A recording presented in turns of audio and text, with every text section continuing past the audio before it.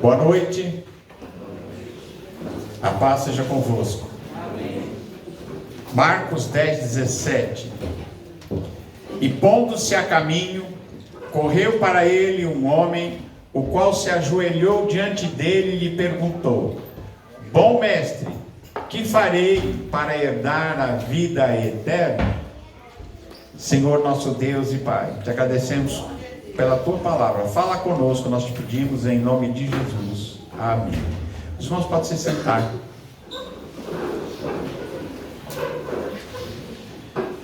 Irmãos, essa palavra, ela fala a respeito de um jovem rico que procurou a Jesus e que tinha dentro do seu coração uma pergunta. E essa pergunta talvez seja a pergunta mais importante que cada ser humano tem que se fazer.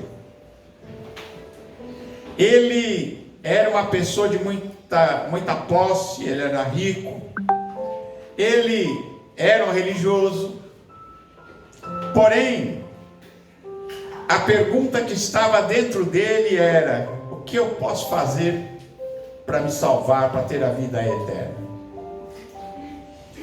E ele procura Jesus, e ele chega para Jesus e faz essa pergunta para ele: o que eu farei para herdar a vida eterna? Aí Jesus pergunta para ele, diz: tu sabe os mandamentos? Ele disse: quais?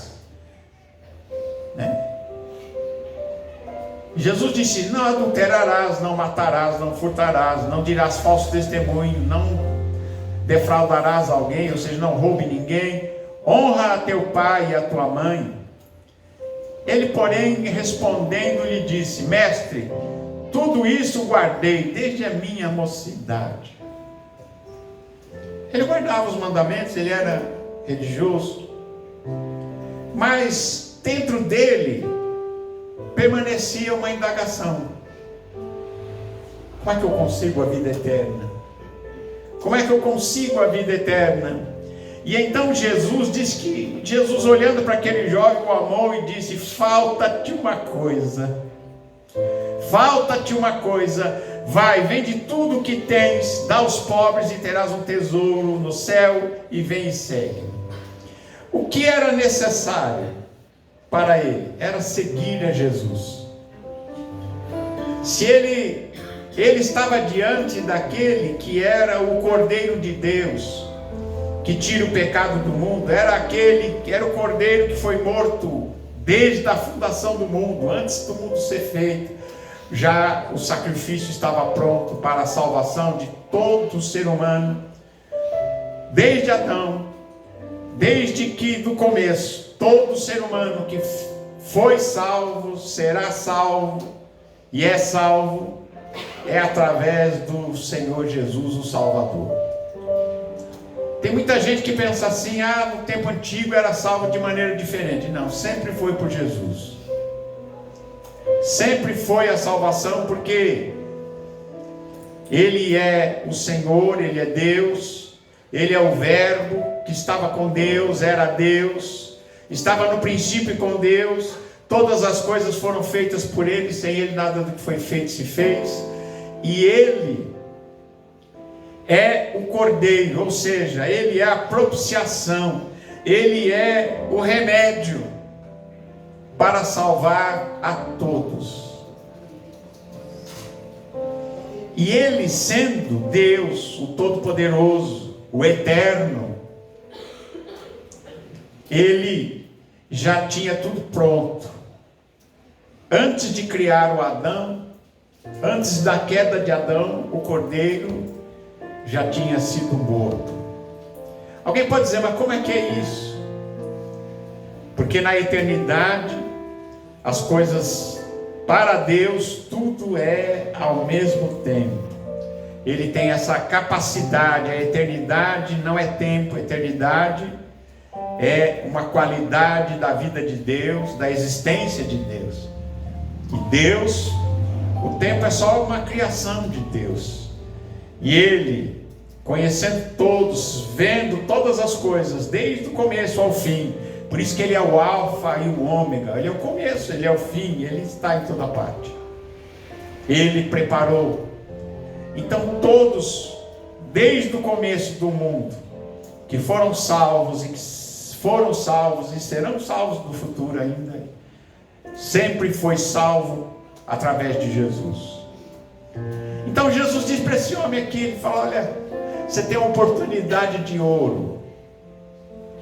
Ele estava ali perto daquele que era o próprio Deus encarnado. E ele diz: olha, deixa tudo isso que você está te embaraçando aí. Estava tão preocupado com fazenda, com boi, com plantação, com administração. E Jesus disse para ele: olha, deixa tudo isso aí e vem comigo e me segue, e você vai ter um tesouro precioso nos céus. Interessante que esse jovem, ele vai embora para casa triste, pesaroso por causa dessa palavra. Ele fica triste porque ele tinha muitas propriedades e o foco dele estava no dinheiro, na posse que ele tinha, nas suas fazendas, nas suas coisas. E então ele achou que era muito difícil seguir a Jesus. E naquele tempo havia um pensamento entre os judeus. Eles achavam o seguinte: que o rico era rico porque tinha a bênção de Deus, e o pobre era pobre porque não tinha a bênção de Deus. Eles relacionavam riqueza com salvação, dinheiro com bênção de Deus. Por isso que eles ficam assim bem surpresos quando Jesus dá aqui uma palavra. Ele diz assim: Jesus, olhando ao redor, disse aos discípulos: quão dificilmente entrarão no reino de Deus os que têm riquezas. Ele diz: os discípulos se admiraram. Por que eles se admiraram? Porque Jesus disse que era difícil um rico entrar no reino dos céus. Por que ele disse isso? É porque rico está perdido, pobre está salvo? Não, não é isso. Ele estava confrontando a ideia que eles tinham de que a pessoa, por ser rica, estava salva, e que a posição social da pessoa queria dizer bênção de Deus. Ele estava confrontando isso. E ele diz: então os discípulos, eles se admiraram dessas suas palavras, ficaram admirados. E Jesus continua dizendo: filhos, quão difícil é para aqueles que confiam nas riquezas entrar no reino de Deus. É mais fácil passar um camelo no fundo de uma agulha do que entrar um rico no reino de Deus. Aí vem gente dizendo que, bom, o camelo não era camelo, a agulha não era agulha. Aliás, era esse o ensino que a gente tinha. Mas não, irmãos, isso aqui é um exagero.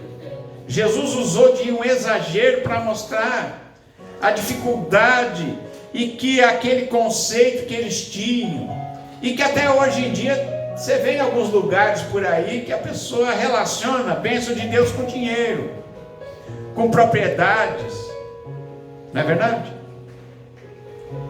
Mas diz aqui Jesus, para mostrar, ele diz: olha, é mais fácil um camelo passar no fundo da agulha. Agora, um camelo passar no fundo da agulha é impossível. Um camelo não passa no fundo de uma agulha. Não tem nada a ver com uma passagem que tinha no muro, sabe? A gente ouvia essas histórias, né? Quando eu comecei a seguir o Evangelho, muita gente contava essa história. Não, é que lá em Jerusalém tinha lá uma portinha lá que o camelo passava ajoelhado, mas tinha que tirar as cargas do camelo, aí o camelo passava ajoelhado. Isso não existe. Isso aí na verdade foi escrito num romance da Idade Média, que era uma maneira de tentar resolver, porque eles não entenderam como é que se explicava essa palavra de Jesus. Então os ricos queriam entrar no reino dos céus. Então como é que faz? Ah, não, tem um jeito. Mas na verdade essa passagem que o camelo passa ajoelhado, e aquela passagem chama fundo de agulha, isso é uma invenção romântica, de um romance, né, da Idade Média. Mas onde é que está então a explicação?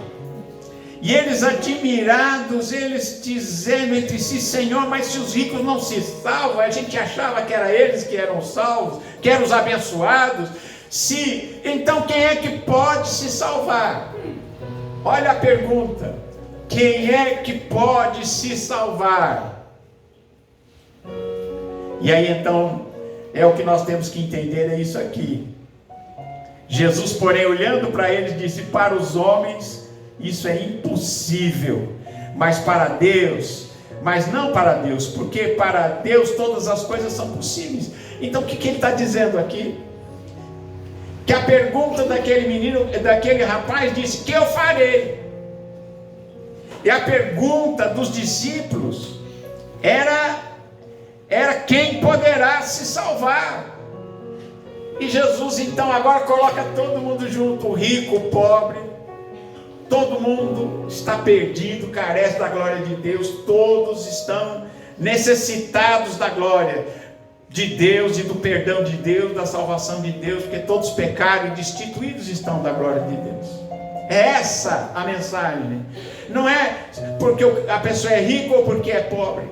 O pobre não se salva porque é pobre, e o rico também não se perde porque é rico. E o rico não se salva porque é rico, e o pobre também não se salva porque é pobre. O que acontece aqui é que ao homem é impossível salvar-se a si mesmo. Nós somos dependentes inteiramente da graça e da misericórdia de Deus. Nós precisamos de um Salvador, precisamos de alguém que pague a conta. E ali estava, diante daquele rapaz, aquele que era o Cordeiro de Deus, que tinha já pago a conta desde a fundação do mundo. Antes de fundar o mundo, ele, o Eterno, já tinha vindo, morrido, ressuscitado, subido aos céus, viajado pela eternidade, já estava lá criando o mundo, já com o remédio para o homem, rico, pobre, para todo mundo. Ele é o Senhor, é o Salvador. Ele disse: para os homens salvar-se é impossível. Ninguém vai se salvar pelos seus próprios meios, mas a salvação é dom de Deus. É dom de Deus, é graça de Deus. É uma graça que nós não merecemos. Ninguém merece a graça de Deus. O que eu faço, não tem nada que você pode fazer para merecer. É o amor de Deus que está escrito, porque Deus amou o mundo de tal maneira que deu seu Filho unigênito, para que todo aquele que nele crer não pereça, mas tenha a vida eterna. Todos nós estamos nessa mesma condição, necessitados dessa graça, dessa bênção, desse sacrifício, desse Salvador, desse remidor que nos comprou com seu sangue. E é então, através dele, uma obra de Deus feita por ele, feita pelo próprio Deus e dada a nós gratuitamente, é através dele que nós podemos ter a vida eterna. Amém? O que eu posso fazer? É somente crer. É somente crer. Crer no Senhor Jesus Cristo e será salvo tu e tua casa. Essa é a pergunta do carcereiro lá que estava cuidando lá, Paulo e Silas presos lá naquela masmorra. Quando houve um terremoto, as portas se abrem, todas as portas se abrem, e o carcereiro pensa: fugiu todo mundo, agora eu vou me matar, porque a perseguição ia ser grande. Então Paulo, lá de dentro da prisão, diz: não faça isso, estamos todos aqui, ninguém fugiu. Porque a presença de Deus era tão grande que até os presos que estavam lá, ninguém aproveitou a oportunidade para fugir, ficou todo mundo lá pasmado, sabendo que aquele terremoto era uma obra de Deus, porque Paulo e Silas estavam cantando, louvando a Deus. Aquilo, o poder de Deus mexeu com as alicerces da cadeia, né? E aquele homem depois leva eles para casa, cuida deles. E a pergunta que ele faz para Paulo e para Silas é essa: que eu farei para herdar a vida eterna? E agora Paulo diz para ele assim: crê no Senhor Jesus Cristo e serás salvo, tu e a tua casa.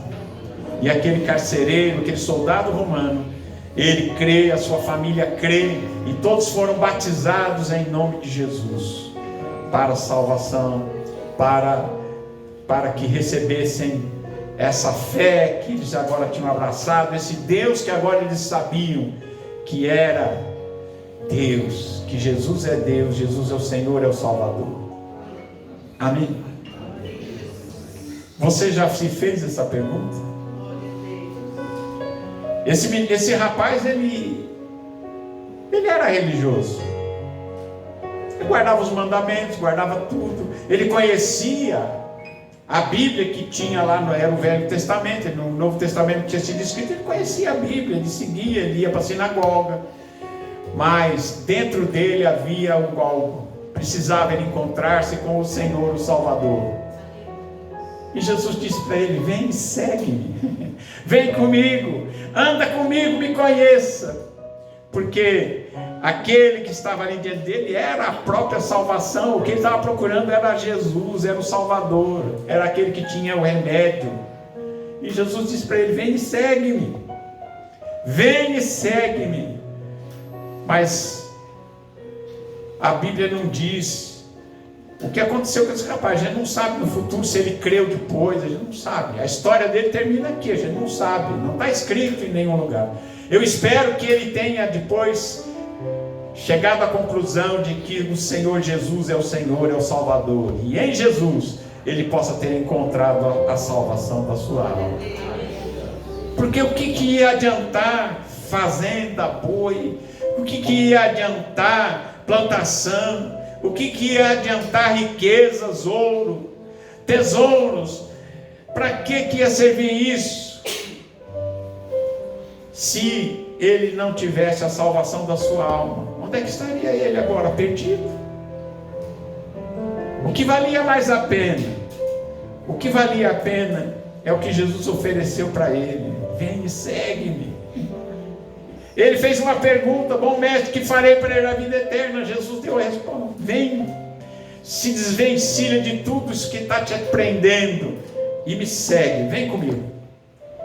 Vem ser meu discípulo, vem ser alguém que vai aprender comigo.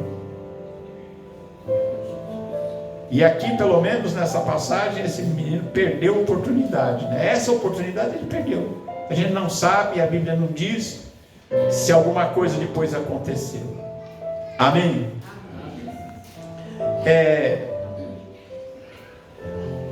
Hoje em dia existe muita gente que acha que Deus, ele veio só para nos abençoar financeiramente, materialmente.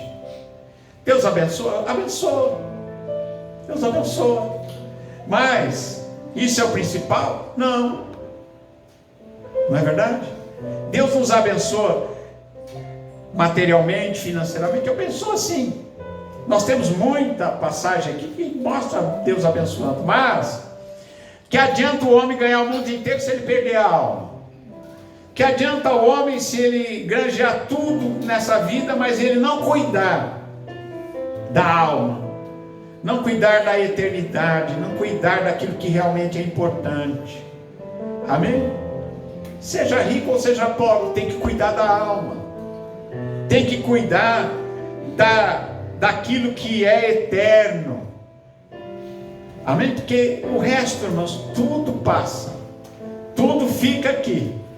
Ninguém leva casa, ninguém leva carro, ninguém leva dinheiro, ninguém leva nada, fica tudo por aqui. A gente olha, às vezes você observa, você dá uma olhada, você vai ver que é assim. Tudo passa. Mas aquele que crê no Senhor Jesus Cristo, ele permanece para sempre, ele tem a vida eterna. Louvado seja Deus. Amém? No capítulo 4 de Atos dos Apóstolos,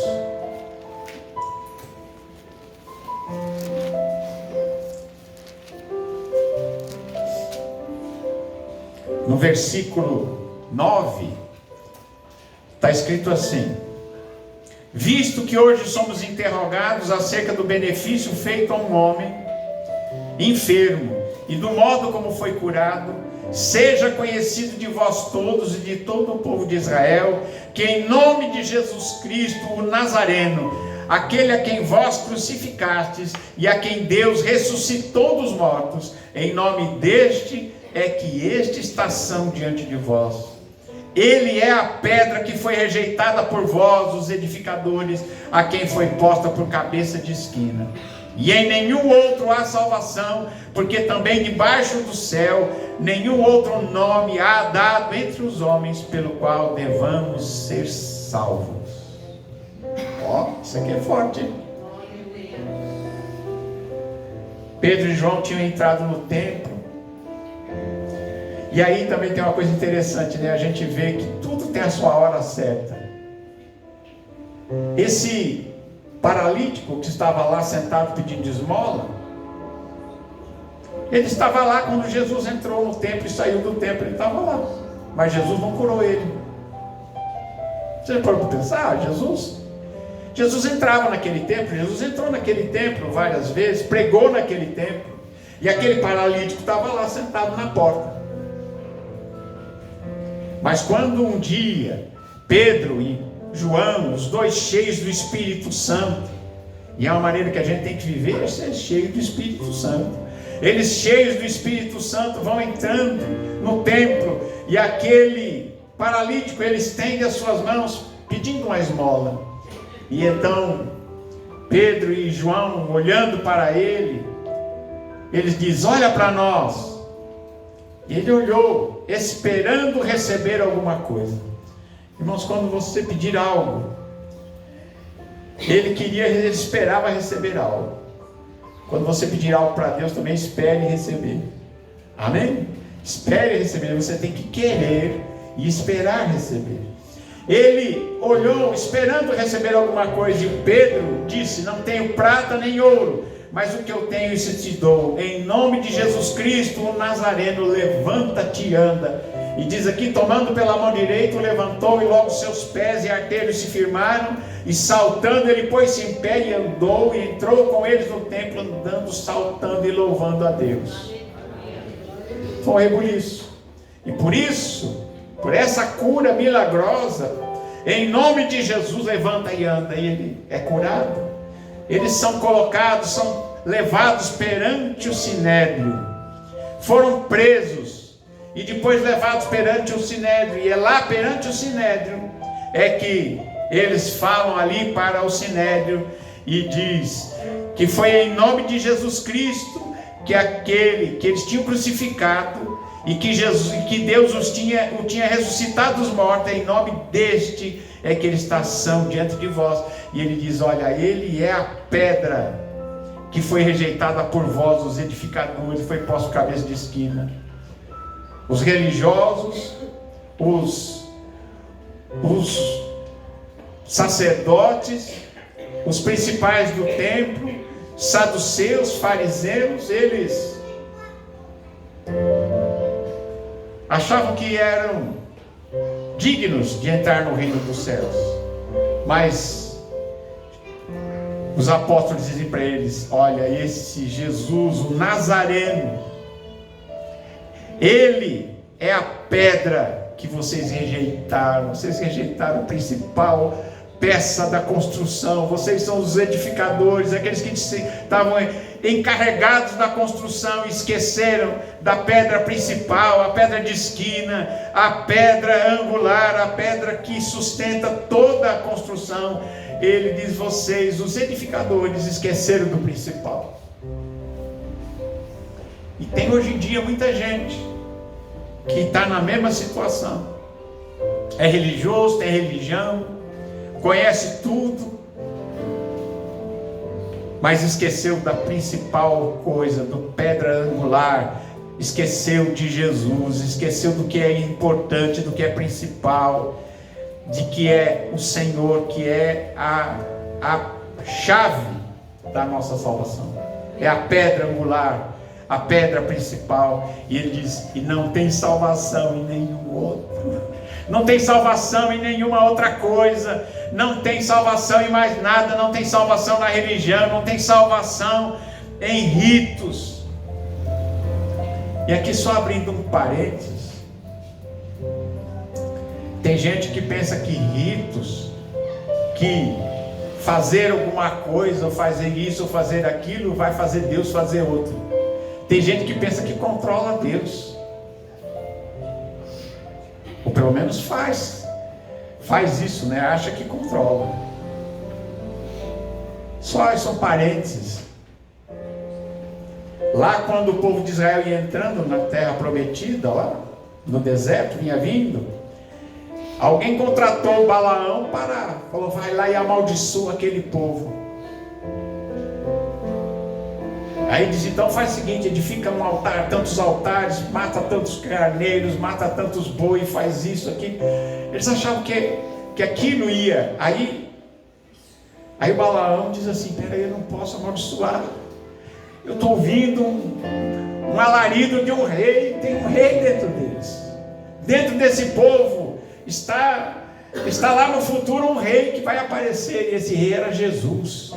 E é por isso que ele fez tanta coisa. Não, faz outro altar, faz outra coisa, olha daqui. E ele disse: não posso. Vai lá, faz outros altares. Eles achavam que fazendo altares, fazendo sacrifícios, eles iam conseguir fazer que Deus amaldiçoasse aquele povo. E no fim Balaão disse: olha, não posso amaldiçoar aqueles que Deus abençoou, porque tem um alarido de um rei. Há um rei. Eu ouço, lá no futuro deles vai proceder um rei, e esse rei era Jesus. Então não tem nada, sabe, que a gente faça para que a gente faça Deus fazer qualquer coisa. Não. A gente pode orar e colocar nas mãos dele e falar: Senhor, me ajuda, socorro. E tem hora que a gente tem que pedir socorro, né? Mas tem gente que gosta de inventar meios, né, para fazer Deus fazer certas coisas. Isso é magia, é feitiçaria. Tem gente que chama de ato profético. É só uma mudança de nome, mas é achar que você vai fazer alguma coisa e aquela coisa vai fazer Deus fazer outra. Deus não é controlado por ninguém, Ele é incontrolável. Ninguém controla Deus. Ninguém faz Deus fazer o que Ele não quer. Ele é Deus, Ele é o Senhor, Ele é o dono de tudo, conhece todas as coisas, já está no passado, presente e futuro, Ele está em todo o tempo. E então nós precisamos tomar cuidado com isso. Amém? Fechar os parênteses, amém? Se alguém precisar de uma informação sobre isso, quem sabe outro dia a gente fala só sobre isso. Mas, voltando aqui, Jesus, em nenhum outro há salvação, porque não existe nenhum outro nome dado entre os homens pelo qual devemos ser salvos. Não é Pedro, não é João, não é Maria, não é Salomão, não é Davi. Irmãos, nós podemos ser salvos por Jesus. Jesus é o único Salvador. Ele é o Salvador desde lá do Adão. Olha, Ele é aquele que esmagar a cabeça da serpente.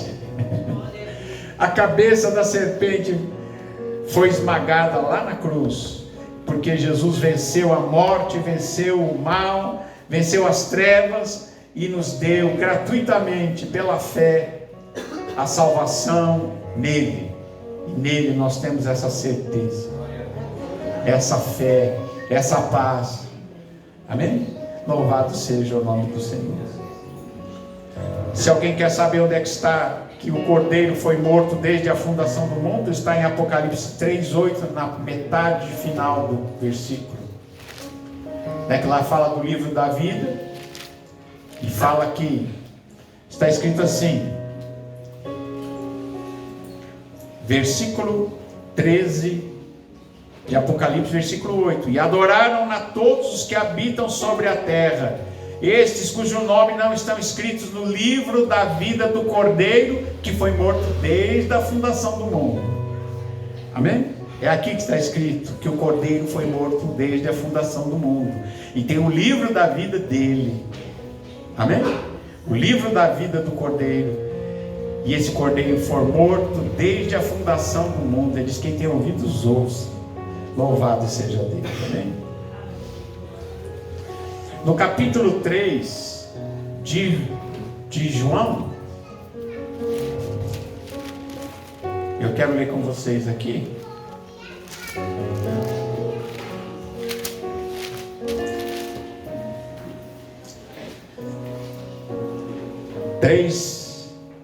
Versículo 12: se eu vos falei de coisas terrestres e não creis, como crereis se vos falar das celestiais? Ora, ninguém subiu ao céu senão o que desceu do céu, o Filho do Homem que está no céu. E como Moisés levantou a serpente no deserto, assim importa que o Filho do Homem seja levantado, para que todo aquele que nele crê não pereça, mas tenha vida eterna. Porque Deus amou o mundo de tal maneira que deu o seu Filho unigênito, para que todo aquele que nele crê não pereça, mas tenha a vida eterna. Amém? Todo aquele que nele crê não pereça, mas tenha a vida eterna. Porque Deus enviou o seu Filho ao mundo não para condenar o mundo, mas para que o mundo fosse salvo por ele. Quem crê nele não é condenado, mas quem não crê já está condenado, porquanto não crê no nome do unigênito Filho de Deus. E a condenação é esta, que a luz veio ao mundo, e os homens amaram mais as trevas do que a luz, porque as suas obras eram más. Porque todo aquele que faz o mal aborrece a luz e não vem para a luz, para que as suas obras não sejam reprovadas. Mas quem pratica a verdade vem para a luz, a fim de que as suas obras sejam manifestas, porque são feitas em Deus. Amém? Deus amou o mundo de tal maneira que deu o seu Filho, para perdoar você dos seus pecados, para lavar os seus pecados, de fazer de você um santo. Amém? Fazer de você um santo, uma santa de Deus. Amém?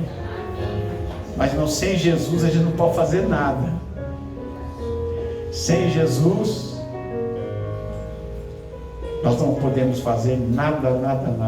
Sem Jesus a gente está perdido, que nem aquele rapaz, com religião, com sabedoria bíblica até, mas sem Jesus persistia aquela pergunta: o que eu faço para herdar a vida eterna? E Jesus diz: vem e segue-me. Vem e segue-me. E vou essa palavra dar para você também: vem e segue-me. Siga-me. Jesus tem chamado a todos: vem e segue-me. Você foi chamado para seguir Jesus. Não foi chamado para seguir religião, para seguir isso, denominação, placa de igreja, não. Você foi chamado para seguir a Jesus. É Jesus que é o Senhor, é o Salvador. Se em algum lugar alguém dizer: vem aqui porque só aqui tem salvação, fuja daí. Por quê?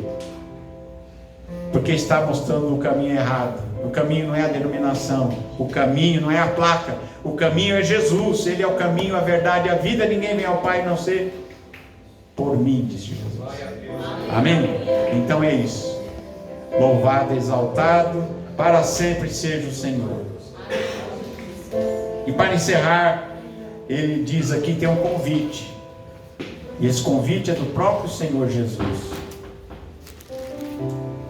Ele diz assim, ó, só para encerrar, vou encerrar com esse convite de Jesus.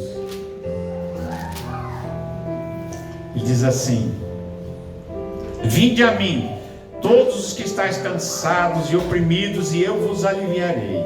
Tomai sobre vós o meu jugo e aprendei de mim, que sou manso e humilde de coração, e encontrareis descanso para as vossas almas, porque o meu jugo é suave e o meu fardo é leve. Amém? Se tem alguém que ainda não tem essa certeza de salvação, entregue a sua vida a Jesus. Entregue o seu coração a Jesus. Entregue a sua vida, o seu viver, tudo que você é a Cristo. Venha como você estiver. Amém? Porque Jesus, ele não lança ninguém fora. Mas aqueles todos que vêm a Jesus, Jesus lava, purifica, santifica e dá agora uma certeza de vida e de vida eterna. Que Deus abençoe a todos. Amém? Em nome de Jesus. Amém. Graças a Deus.